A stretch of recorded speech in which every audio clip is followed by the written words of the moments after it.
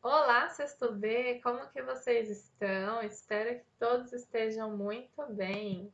Hoje a gente está aqui para mais uma aula de ciências e a gente vai começar então o nosso capítulo 5, Vida Celular, lá na página 78.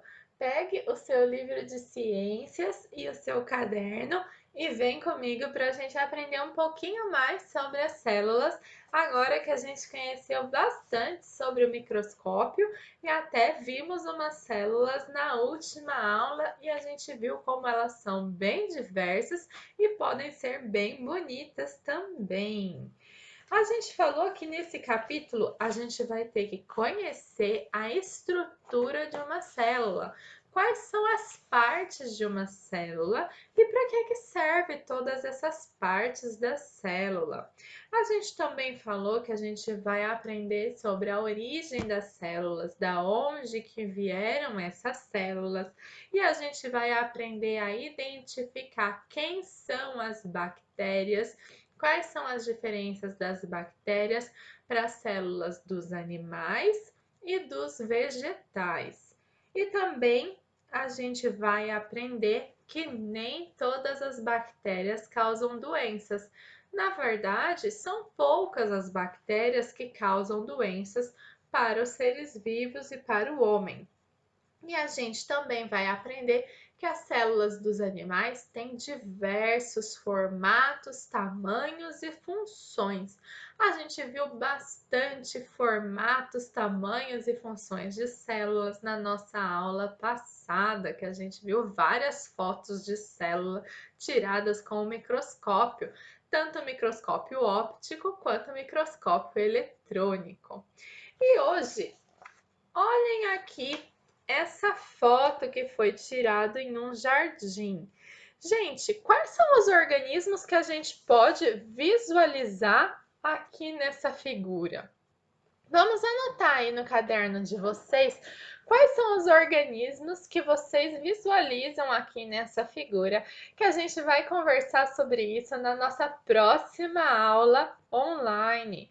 Então, o que você consegue visualizar aqui como organismo que você consegue ver a olho nu? E será que tem mais algum organismo aqui nessa figura que você não consegue ver a olho nu? Mas que agora que você já sabe que existem organismos que só podem ser vistos com o microscópio, se você pudesse analisar esse ambiente com o microscópio, você acha que você encontraria algum outro microorganismo? Então anote no seu caderno para você não esquecer, que a gente vai conversar sobre isso na quarta-feira na nossa aula online. E vamos pensar um pouquinho. O que será que esses micro-organismos têm em comum? Tantos que a gente pode ver a olho nu, quantos que a gente pode ver só com o auxílio do microscópio. A gente tem falado muito sobre a célula. E é isso que esses micro-organismos e esses organismos que a gente pode ser visto a olho nu têm em comum. A organização básica de todos os seres vivos é a célula.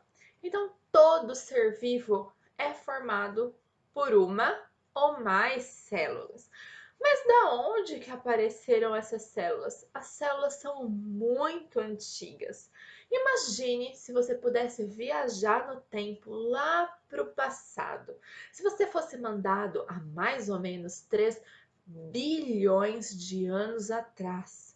Você acha que você ia encontrar seres vivos e que a Terra ia ser como ela é hoje?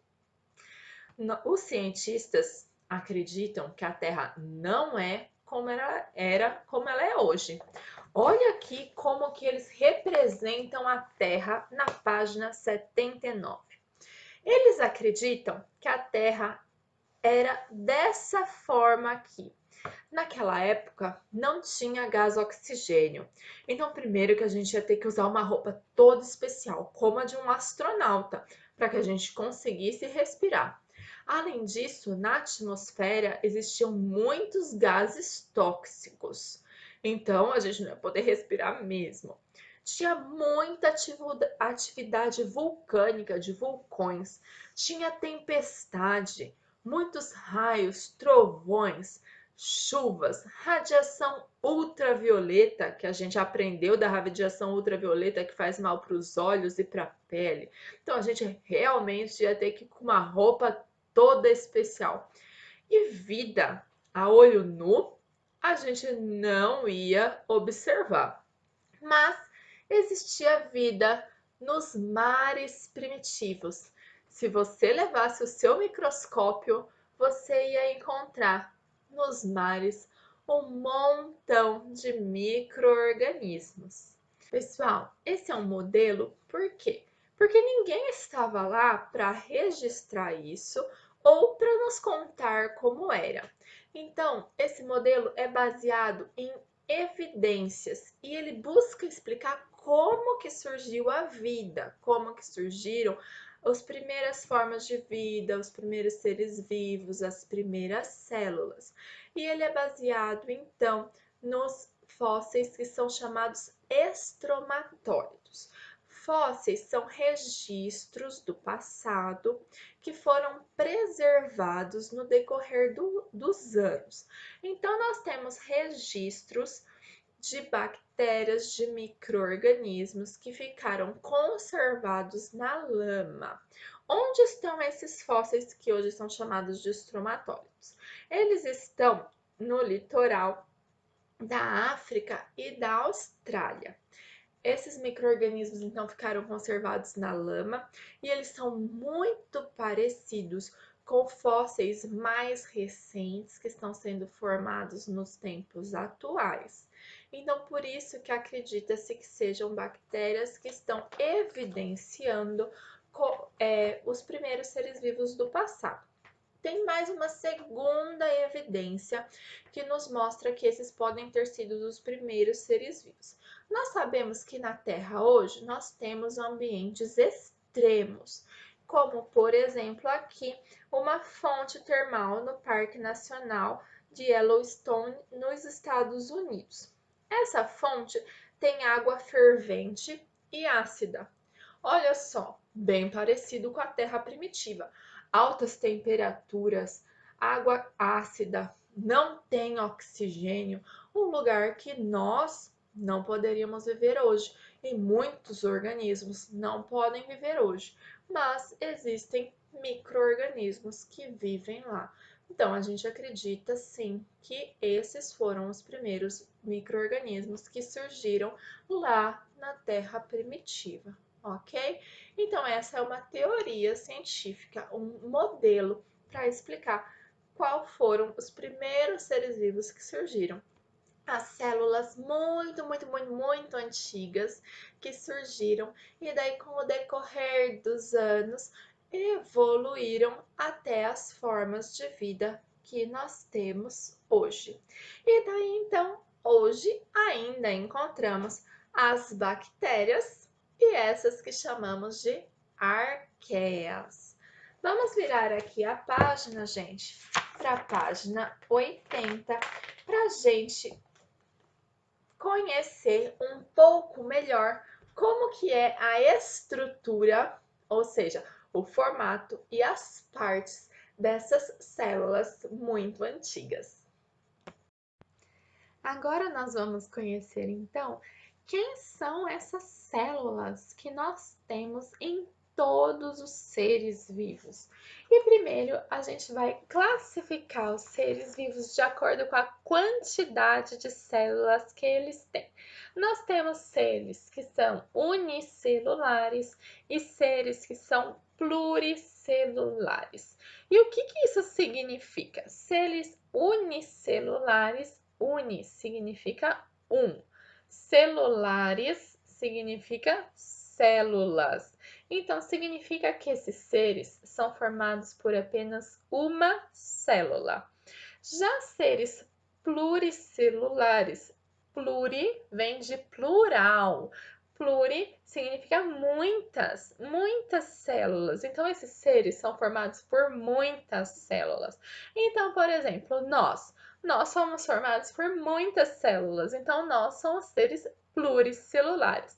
Já as bactérias que nós estávamos falando, elas são seres unicelulares. Nas bactérias, essa uma célula tem que fazer todas as funções dentro dela. Ela tem que respirar, ela tem que saber se alimentar, ela tem que saber jogar fora o que ela não precisa. Já em nós, seres pluricelulares, as nossas células podem dividir as funções. Nós temos células lá no nosso pulmão que é responsável por saber pegar o oxigênio do ar. Não é a célula da minha pele que precisa saber fazer isso. A célula da minha pele pode saber me proteger da entrada dos micro-organismos que fazem mal para o meu corpo. As células lá do fundo do meu olho são células especializadas para captar a luz. Não são as células, por exemplo, da palma da minha mão que precisam fazer isso. Então, por mais que a gente fale, nossa, só uma célula, são seres muito simples, mas são seres simples formados por uma célula, mas que realizam diversas funções. São seres complexos. Então, a gente vai estudar esses seres unicelulares. E antes da gente entrar nesses seres unicelulares, a gente vai entender as partes de uma célula, a estrutura básica de uma célula que todas as células têm. Tanto as células dos seres unicelulares quanto todas as células dos seres pluricelulares. Eu fiz um desenhinho aqui pra gente. Olha só, todas as células vão ter ao seu redor aqui, delimitando essa célula, falando, olha, aqui terminou a célula. Então, daqui para dentro é célula, daqui para fora não é célula. Uma membrana plasmática. Essa membrana plasmática também, que ela vai regular, ela vai escolher o que entra e o que sai da célula.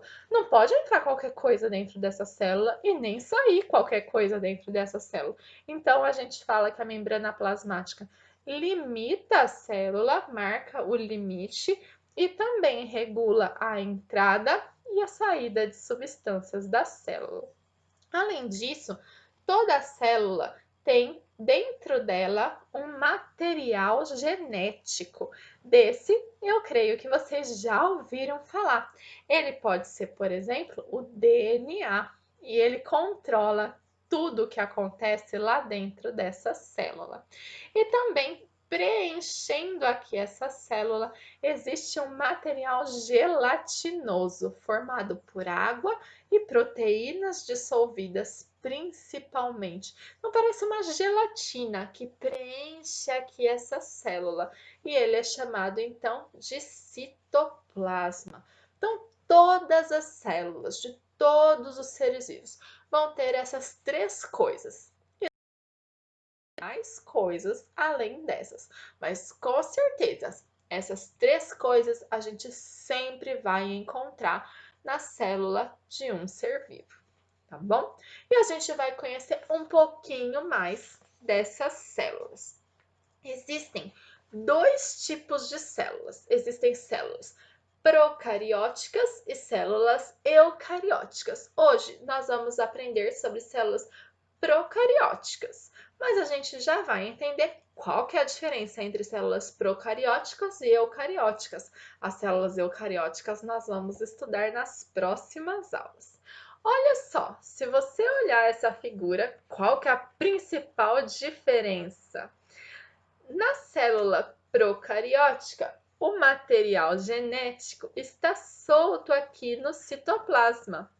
Não tem nada separando ele do citoplasma. Já na célula eucariótica, ele é separado do restante do citoplasma por uma membrana bem fininha, que a gente chama de membrana nuclear. E daí toda essa estrutura, membrana nuclear, mais então o material genético, a gente dá nome de núcleo. Na semana passada, a gente viu naquela figura das células que a gente viu que foram obtidas pelo microscópio nas fotos, uma bolinha escura lá no meio da célula. Era esse núcleo aqui, tá bom? Então, hoje a gente vai aprender mais sobre essa célula, a célula procariótica. E como eu disse, as células podem ter mais coisas, além da membrana plasmática, do citoplasma e do material genético. e a gente vai ver então a estrutura básica de uma célula procariótica, de uma bactéria, e quais são essas mais coisas que elas podem ter. Então, abram aqui na página 80 do seu livro, vire aqui para a página 80, vejam aqui o desenho que a gente tem de quantas coisas que podem ter aqui dentro. Aqui embaixo a gente tem uma fotografia colorida no computador. A gente já viu que é um microscópio eletrônico de varredura que tirou essa fotografia e foi colorido. As bactérias são essas de bastãozinho, então muito parecida com essa que foi desenhada aqui. E a gente vai ver então aqui, ó, foi representado em corte para a gente poder ver lá dentro. E a gente vai ver então aonde estão essas três partes básicas da célula que a gente aprendeu que toda célula tem e quais são as coisas extras que essa célula pode ter, tá bom? Eu fiz um desenho aqui para ficar maior e ficar mais fácil de eu apontar para vocês com as cores. Então acompanhem aí no livro de vocês e aqui também.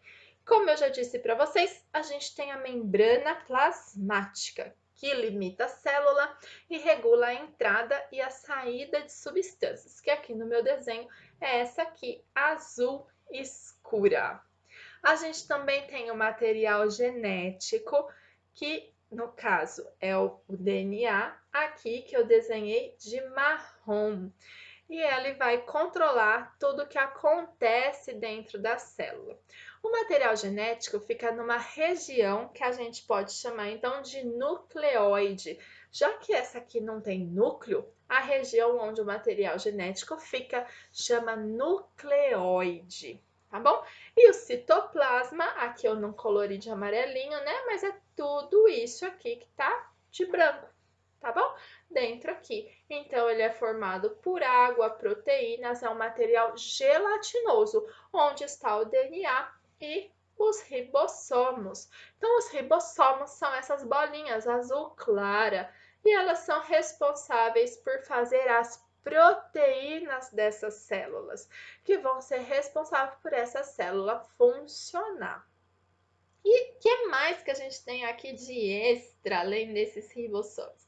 Aqui em volta da membrana plasmática de cor de rosa, a gente tem a parede celular dessa célula.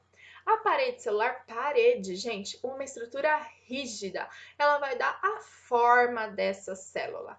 E em volta ainda da parede de verde escuro aqui, eu tenho a cápsula. Essa cápsula protege essa célula, é uma camada gelatinosa que vai proteger essa célula, tá bom?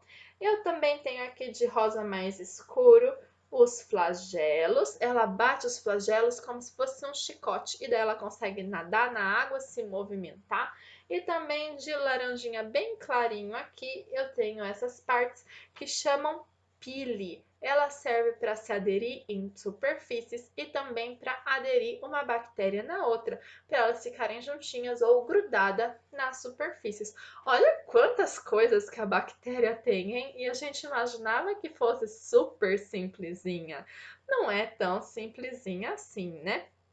Gente, acreditamos que aquelas bactérias ancestrais que estavam nos lagos primitivos, elas se dividiram com o passar do tempo em três linhagens. Uma que formaram as bactérias atuais, outra que formaram as arqueias, essas que vivem nesses ambientes tão extremos, como por exemplo, a gente viu aqui na página 79, essa fonte termal, onde não existem outros tipos de seres vivos.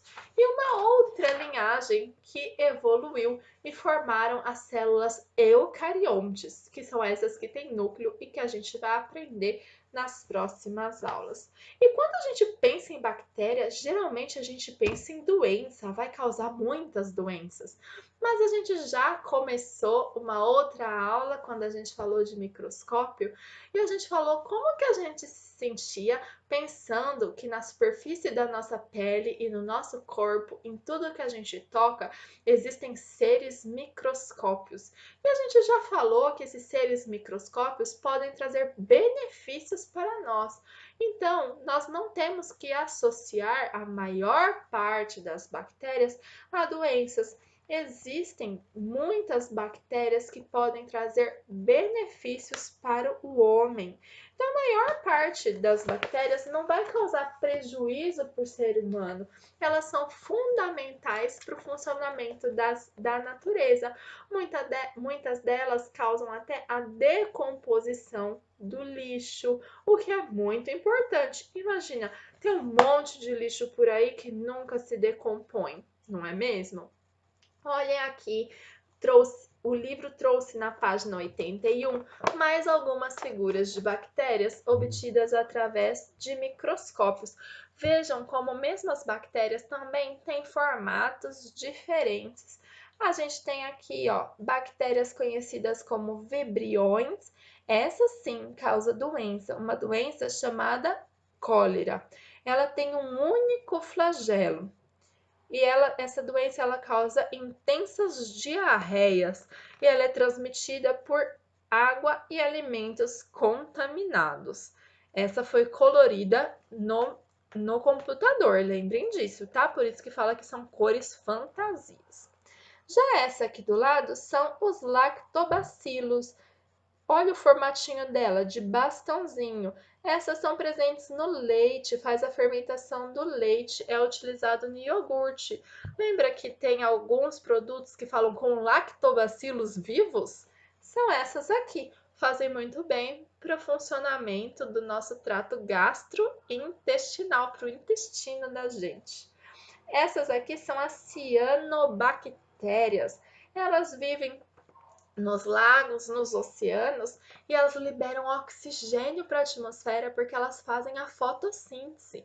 Elas são de extrema importância para a produção de oxigênio para que os outros seres vivos consigam respirar. Então, olha aqui, elas têm formatinho de bolinha e daí elas se ligam uma nas outras e formam como se fosse um colarzinho de contas, bem bonitinho. E aqui a gente tem bactérias esféricas de essa espécie aqui habita a pele humana. Tem um monte dessa aqui na nossa pele e elas não deixam que outras espécies que causam doenças cheguem na nossa pele e habitem. Então, elas nos protegem, a gente já conversou sobre isso. Pessoal, para que a gente finalize a aula de hoje, eu peço que você faça esse Agora é com você, o exercício número 1, tem letra A, B e C, aqui da página 82. E depois eu peço que você leia esse texto do Para Ir Além, que a gente vai corrigir esse Agora é com você e conversar sobre esse texto na nossa próxima aula online. Vejo vocês então na quarta-feira. Até mais!